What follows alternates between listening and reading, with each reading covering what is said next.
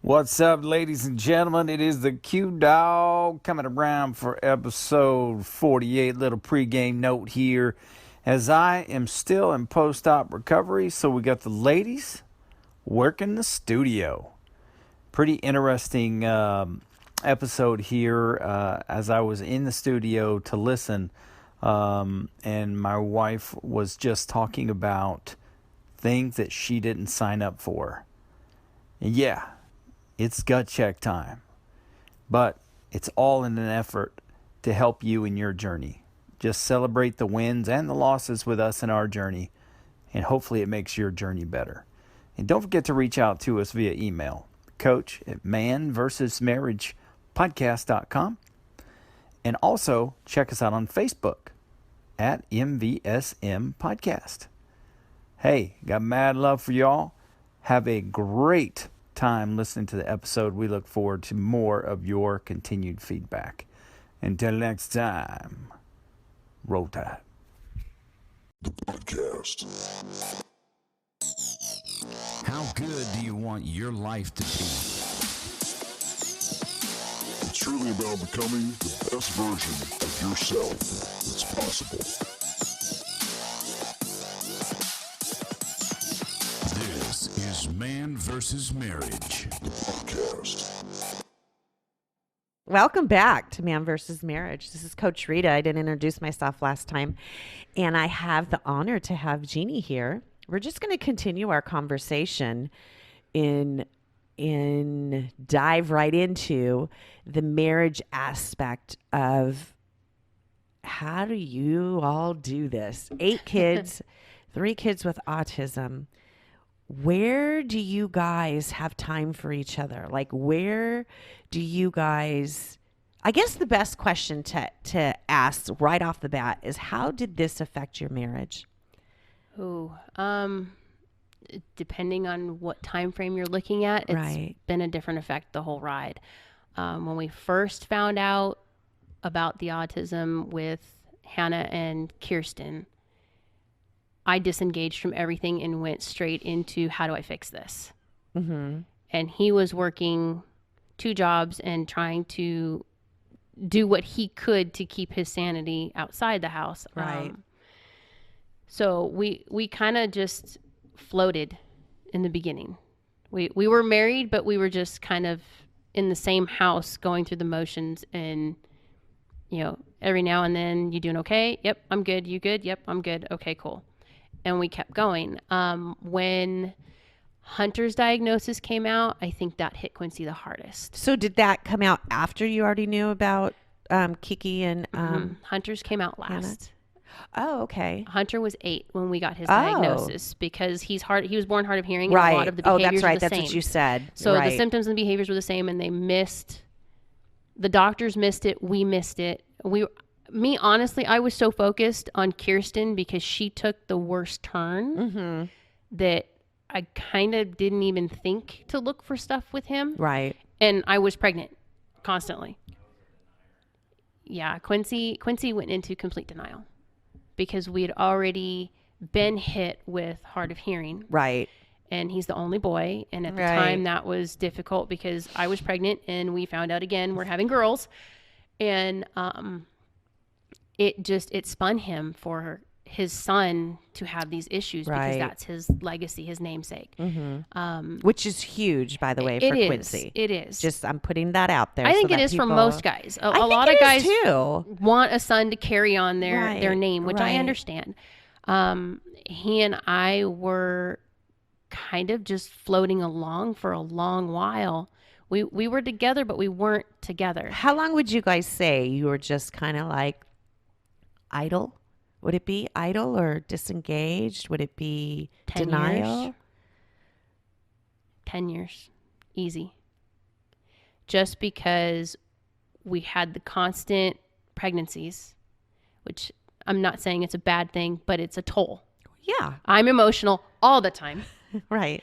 And he's trying to keep bills paid and food on the table and diapers on people with diapers. And we had 5 kids with diapers at one point.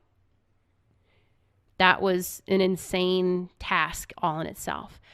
We had a lot of outside influences at the time that were barraging us with reasons why we had autism and seizures and their ideas of what was causing it and what we needed to do to fix it. And, you know, our parenting was not what others wanted us to do, because a lot of people, much like us, thought you just need to discipline them.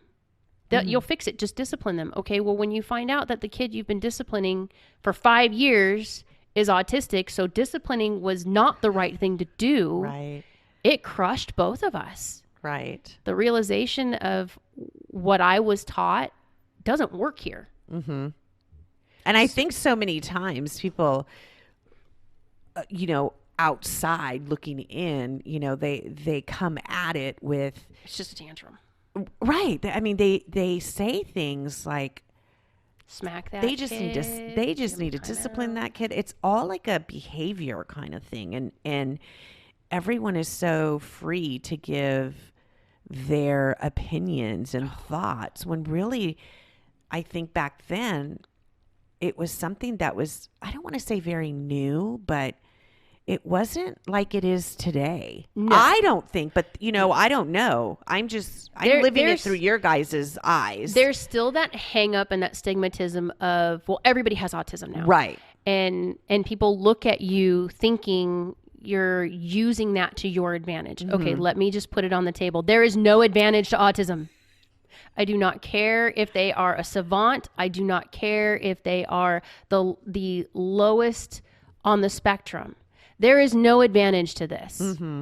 Okay, just reality check. And this isn't victim mentality. This is just reality check. We have been through everything from tantrums because they can't speak to tell you what's wrong. We've been through, I have literally gotten the crap beat out of me because my kid couldn't tell me her stomach hurt.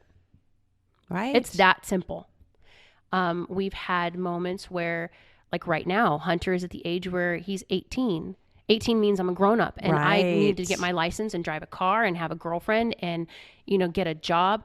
And he's coming to understand you can't do these things. Your level of autism does not allow that to happen. It's not safe. And he understands that. And it hurts because I can't change it. Right. He understands it, but his mindset is, oh, well, okay, well, Dad's just going to teach me to drive. Dad will teach me. It's fine. It doesn't work that way. Right. And so many people, I think, look at it as a perspective of you're using it to get what you want out of school, or you're using it to get what you want out of the state, or all these various things. Look, if I didn't have to have any of that stuff, Right. I would trade it in a Put it into heartbeat. perspective. I love my kids. I wouldn't change them for the world except that one thing. Right. We have a saying in our house, autism is an a-hole. It's not my kid, it's the disease. Right. It's the thing that afflicts them. It's I not don't who they are. No, it doesn't define them. Right. But at the same time, my life is not going to be my own ever, because I'm going to be taking care of these 3 people for the rest of my life. So let's go back and how many years were you guys married before Hunter? A year. Okay. So Ta-da! you're just like newly married and you get pregnant and Hunter comes. And then how many years later before the Hunter girls? was a year old and we found And out then- I was 6 weeks So pregnant. basically you guys are like in marriage maybe 3 years? Maybe? When we found out about the autism, no, we were... let's No, see. just having the kids. Oh, having the kids? Oh, yeah. We were married a year, just past a year. Like 2 weeks after our anniversary, we found out we were pregnant with Hunter. And then on his 1-year birthday, he found out we were pregnant again.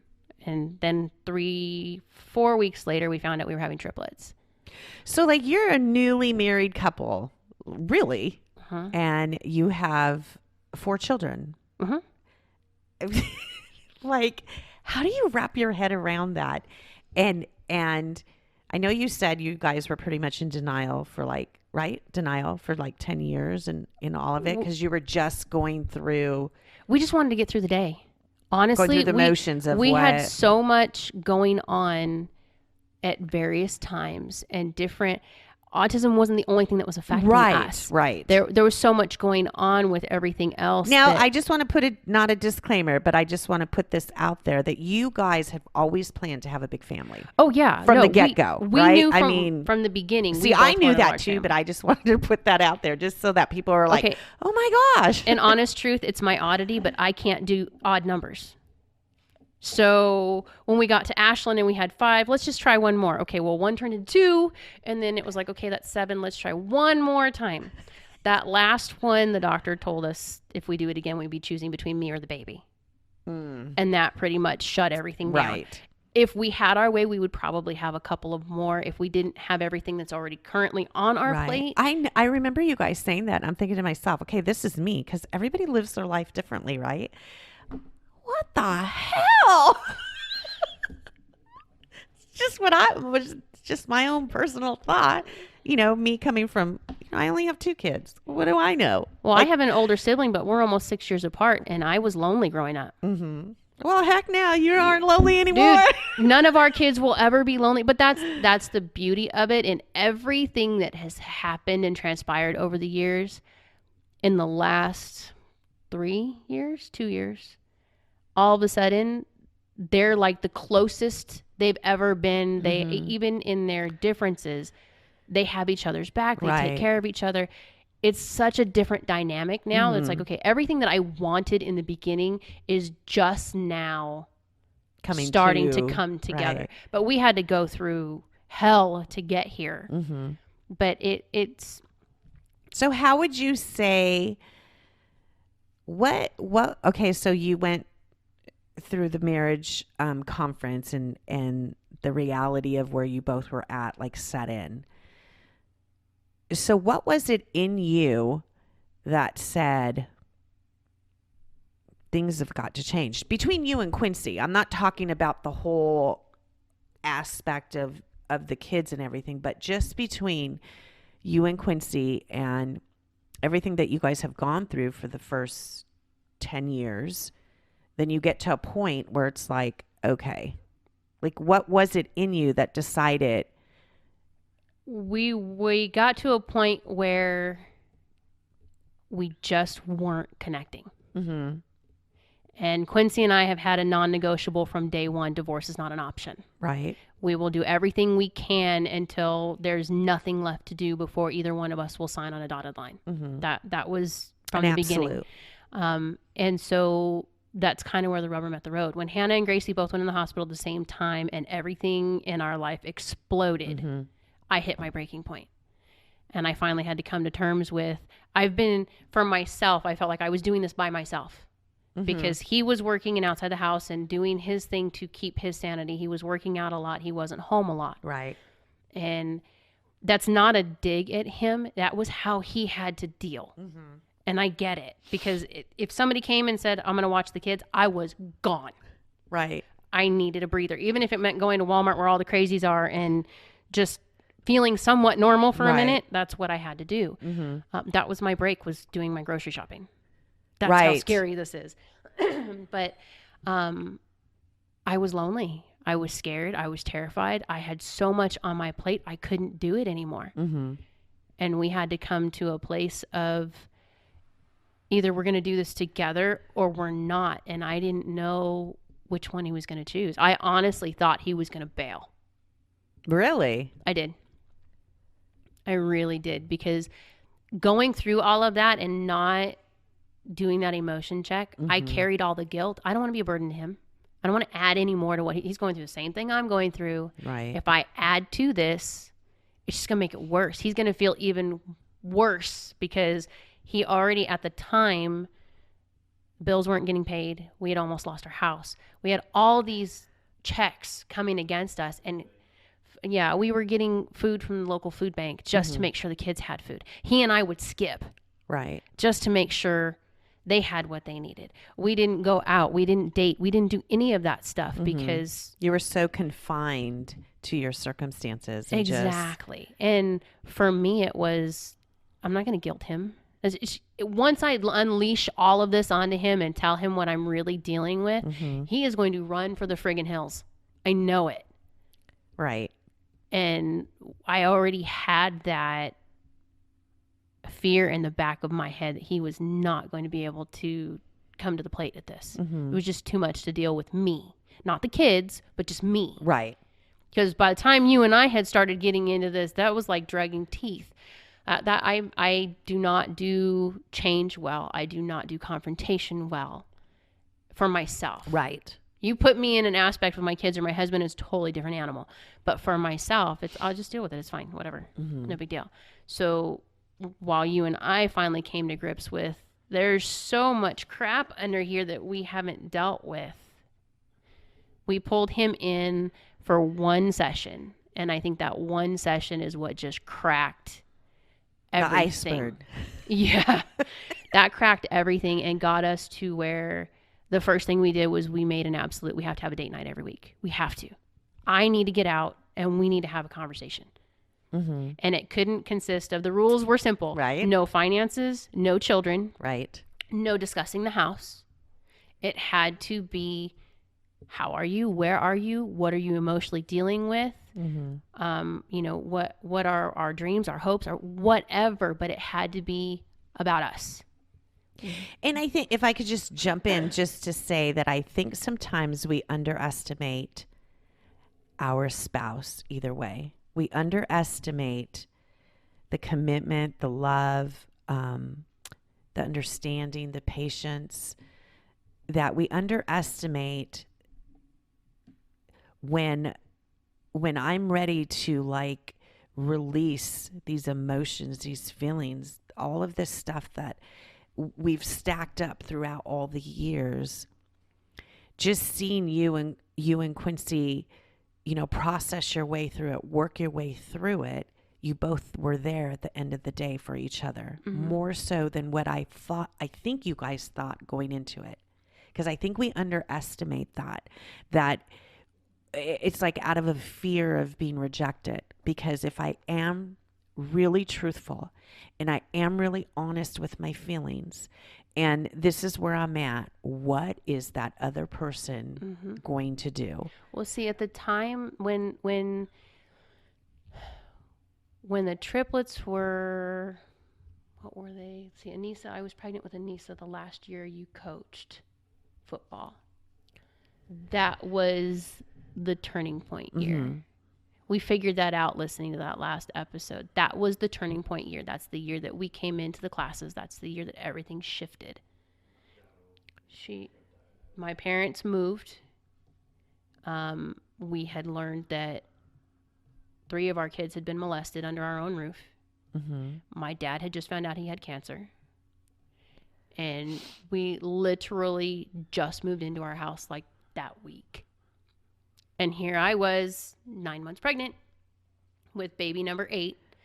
And he was gone all the time for coaching and football and things like that. And I just broke. I can't do it anymore.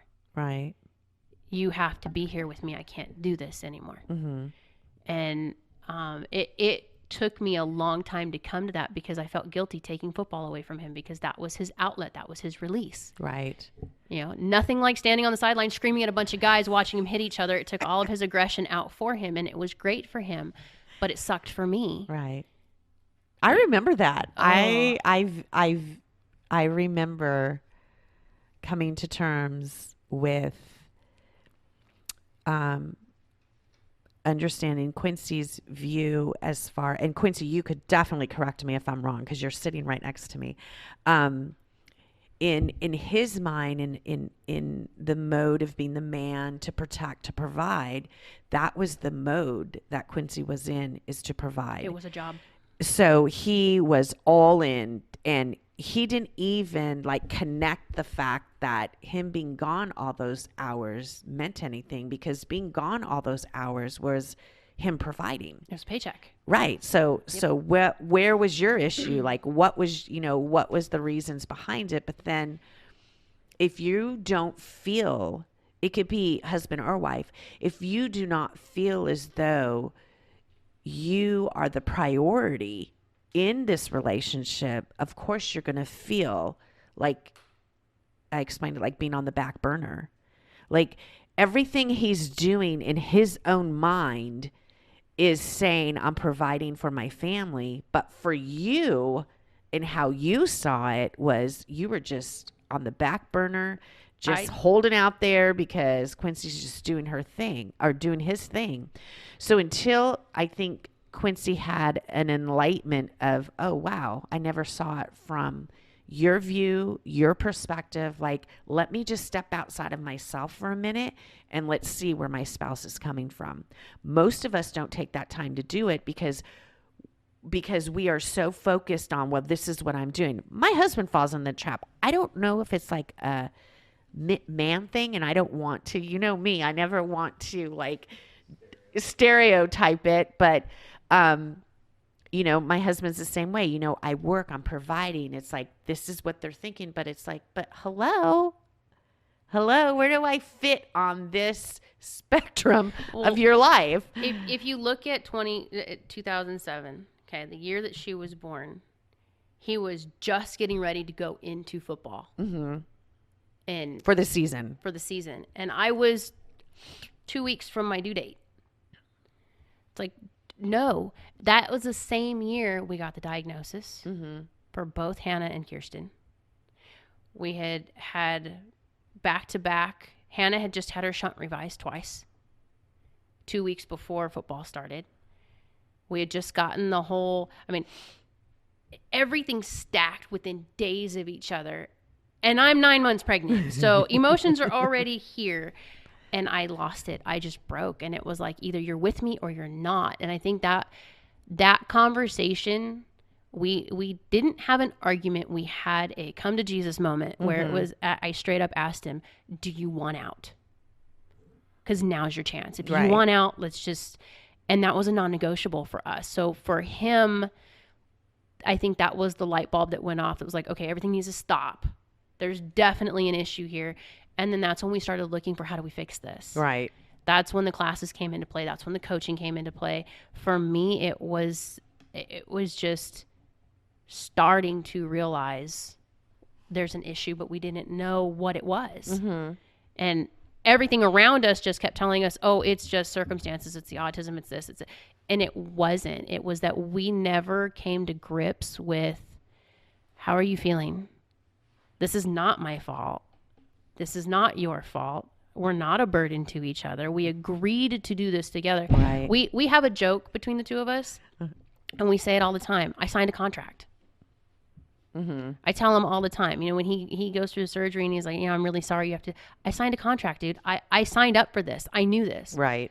All this other crap we did not sign up for. But the marriage and taking care of each other and seeing each other through it, I signed that dotted line, and I did it intentionally. So whenever things kind of go that direction, that's the throw out of, hey, dude, I signed a contract. We're all good. That's like your focus of, this is the commitment that we made. It's not like all happy and Skittles and rainbows and unicorns all over the place. No. Marriage isn't like that. Marriage is messy. From you just coming into a marriage, say in your 20s, you develop and you grow and you mature and you change. And I think sometimes we all get stuck in that, well, we're in our 20s and this is how we should always be. And we never allow ourselves to change, to mature, to grow, to be different. Mm-hmm. And so many times we just think, it's the happily ever after. And it is, but it's just how you see it and your perspective on marriage. And if you go into it thinking that it's always going to be happily ever after, holy crap, you are setting yourself up for failure, because marriage isn't like that. Marriage is messy. Marriage has some things that you get thrown, and there's like no really a handbook until you get in it, until you come to the realization, oh my gosh, like we need help. Like we need an intervention, because this isn't going to work. This isn't going to work out if we continue to do life like this. But sometimes I think it takes those come to Jesus moments that you both have, and you both realize that there has to be an outside voice coming in, a voice of reason is what I always say. It's just a voice of reason, because when you're in chaos, you don't have any reason. I do not. You put me in anything that disrupts my flow of life, get away from me. Right. Because everything around me is going to explode in about 10 seconds flat. For Quincy and I think what really shifted everything was having that first conversation and admitting I felt guilty. Right. And him admitting that he wasn't trying to pull away from me. He was just trying to do his job. Right. But also that coming to grips with there was resentment there for past issues. There was distance between the two of us of trust because you said we were going to do this and we never did that. And then me expecting you to do this and you never did it. Those things came in and we just didn't even see it slide under the rug and make its way and just get nice and comfy cozy here, you know? Right. But what we did do is we sought out the coaching and we had rules. We had to go on a date every week, period. And it was not allowed to be a movie. We found that out in there. Right? We did, just especially on days where autism took over the house and I was fried. Quincy would find the funniest movie we could find and we would go, or he would find me a chick flick, something that he knew would completely take me out of my world for 2 hours. And that's fine. I appreciated it. But we also had to have airing the grievances. And we had to have rules for those conversations. Now we have no rules conversations. They're totally different, but it's along the same lines. And we had to check in with each other throughout the day. He was texting me or calling me, where are you? Where's your head? Just because I was home with all of this and he was at work with a completely different set of situations. Right. But that way he didn't come home and get bombarded by, do you know what your kid did? Do you know what's been going on? And you need to be the disciplinary or you need to take care of this. That was all and stuff that we had to come to grips with. And then the final thing that we started doing was we started weeding out the negative. If you were a person in our life that wasn't feeding into what we were doing, we slowly started working that out and going, you know what, this is not acceptable to what we're trying to do. Right. This is not. That's hard. It's really hard, and it stripped a lot of people that we loved and we held on to for years. And we held on to them strictly out of guilt. Not wanting to hurt anybody, basically. Right. But at the same time, this isn't what we're trying to cultivate in our house. This isn't the kind of marriage example I want for my kids. Right. We wanted something. We went from, where are you? Okay, we're good. Quincy's like, I don't want good, I want best. And that's just who he is in everything. And if you know anything about my husband, if you're with him, you're going along for the ride, whether you want to or not. You're going for the ride because he's going to take you. He's just going to drag you with him. I'm glad he did, because I probably would have just stayed in meltdown. And you were kicking and screaming, but you went. and I still am. There are still this is not the easiest conversation. Oh, and I express this with Quincy too. I give you both huge amount of kudos because I know this conversation is very sacred. I know that for years you guys just I don't want to say refused, but this is just something that you guys do not talk about. It's not open, like an open book, or it's not freely given out. This is something that is very near and dear to your guys' heart. And I truly believe, like I said before, this is your guys' story. This is your guys' truth of helping people out there who have families in the same circumstances that you're in, and giving them the tools and being honest and genuine and real when it comes to dealing with autism, when it comes to dealing with all of these, having multiples in your family. Just kids in general. Just raising kids themselves, just being married itself, and then bringing all these other, what do you want to call it? Not obstacles, but life. Moving parts in all of this. I just give you guys kudos because I know it's not an easy topic. It's not an easy conversation, but I think it's one that needs to be heard. And so, I really just thank you guys from the bottom of my heart that you guys are open to do this, because I think it's really important that people hear. Because not only just, like I said before, you listeners might not be dealing with autism, but have you been disconnected for 10 years based on something that has happened, some circumstances that have happened in your marriage? Have you guys not put absolutes down? Are you not having date night? I mean, we could just go down the list. You asked me a question in one of my first sessions when it was just you and me, before Quincy and I had even tried working on us. And it was simple. Do you want to be married, where you live in a house, you sleep in the same bed, your kids are here, and you go through the motions, bills are paid, everybody's taken care of? Or do you want to have a marriage where you two are part of each other, you know each other, you love each other, you're building each other up, you're doing things together, and when everything else disappears, you're going to be together, right, doing life? Or if you're married, you're going to be sleeping in separate rooms in the same house, but it's just my friend who lives down the hall. Right. Which one do you want? That was probably the biggest question in all the stuff that you and I worked through in the beginning. That was just like, holy crap. What do you want? What do I want? And, that's right. That's really what it boils down to, is what do you want? Right. And what are we going to do to get there? And I think that's a great question to end it there, that you listeners could just ask yourself, what is it that you want? Do you want a roommate, or do you really want a marriage? And it takes work. It takes commitment. It takes, just perseverance and just really wanting the best for each other and bringing out the best to each other. So once again, I thank you for listening to Man versus Marriage.